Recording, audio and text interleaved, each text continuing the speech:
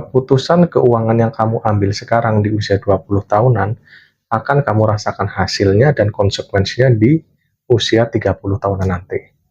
Itu ada kutipan bagus banget ya, saya lihat di TikTok dan kejadian sama saya. Yang di TikTok pun sama, dia pun menyampaikan bahwa usia sekarang di 37 tahun sama seperti saya. Dan saya merasakan hal itu benar-benar ya, bahwa keputusan keuangan yang saya ambil dulu di umur 20 tahunan yang salah, sekarang saya rasakan hasilnya di usia lebih dari 30 tahun dan mendekati 40 tahun ini. Saya benar-benar menyesal kenapa dulu saya mengambil langkah itu di usia 20 tahunan. Tidak memikirkan dana darurat, tidak memikirkan tabungan, tidak memikirkan aset atau investasi untuk masa depan, tidak memikirkan untuk menambah skill baru, untuk mencari pengalaman baru di luar pekerjaan saya, dan saya kecewanya adalah saya terlalu cepat mengenal hutang. Kita fokus di pengelolaan keuangan ya, sesuai judulnya itu. Dulu kesalahan saya dalam mengelola uang adalah apa? Saya ingin orang melihat saya sebagai orang sukses. HP tiap bulan, mungkin 2-3 bulan sekali saya ganti HP dulu zaman Nokia. Terus setiap pulang kerja, karena saya kan roster kerjanya itu 2 bulan, 3 bulan sekali kerja, terus 2 minggu cuti, itu setiap cuti saya harus liburan kemana. Pokoknya gaji itu pasti habis, tanpa ada tabungan, tanpa ada dana darurat, tanpa ada investasi ataupun aset. Pokoknya uang habis untuk beli baju, untuk beli celana, untuk fashion, untuk liburan, untuk makan-makan aja, untuk nongkrong, untuk beli alat elektronik yang semakin tahun justru harga jualnya semakin rendah. Tapi memang di usia segitu saya tidak memikirkan jauh-jauh ke depannya. Saya hanya memikirkan saya masih kerja, saya punya gaji, ya saya nikmati, saya habiskan. Tapi seandainya mungkin banyak viti-viti tentang keuangan seperti sekarang, pengelolaan keuangan seperti saya sekarang, mungkin saya akan lebih banyak belajar ya, karena zaman dulu kan masih belum ada seramai seperti ini ya, tentang pengelolaan keuangan terkait frugal living, atau tentang cara menabung, cara mengelola aset, mengelola gaji.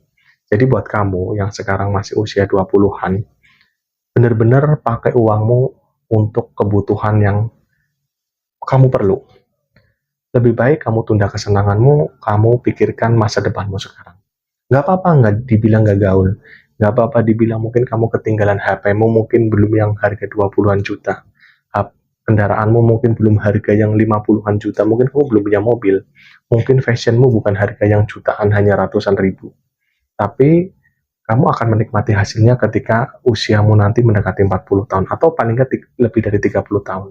Kamu akan menikmati hasilnya ketika kamu udah berkeluarga, udah punya anak, di mana biaya sekolah, di mana biaya kebutuhan keluarga akan kamu rasakan pengeluarannya yang cukup besar. Bayangkan seandainya kamu di usia 30 tahun lebih, kamu udah memiliki aset yang nilainya lebih banyak di suatu hari nanti, kamu memiliki dana darurat, memiliki tabungan, yang ketika ada keperluan darurat, entah sakit atau apapun, kamu tidak pusing, dan kamu memiliki skill yang bisa menghasilkan uang di luar pekerjaanmu. Insya Allah kamu akan lebih tenang hidupnya.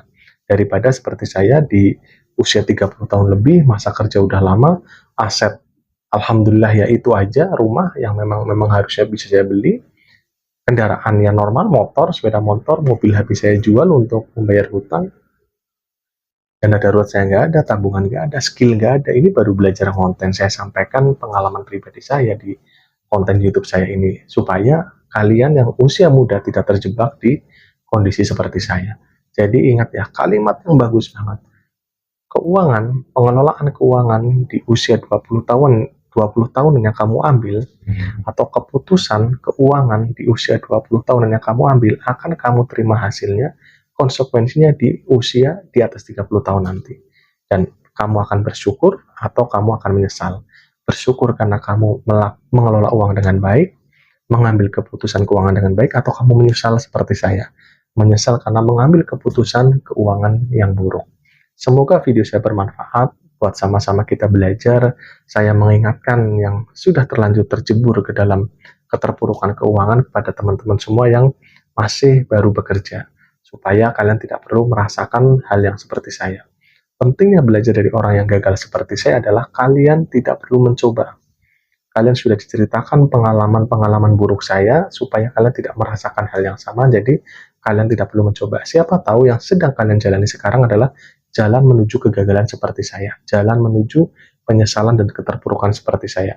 Saya nggak menjual mimpi ya, nggak menjual mimpi atau angan-angan kalau kamu seperti ini kamu akan punya uang 2 miliar, 3 miliar, atau kamu seperti ini kan kamu akan kaya raya, enggak.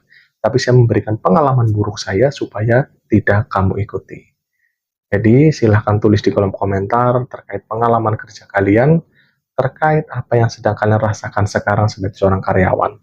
Semoga video saya bermanfaat bagi saya pribadi dan teman-teman semua. Sampai jumpa di video saya selanjutnya.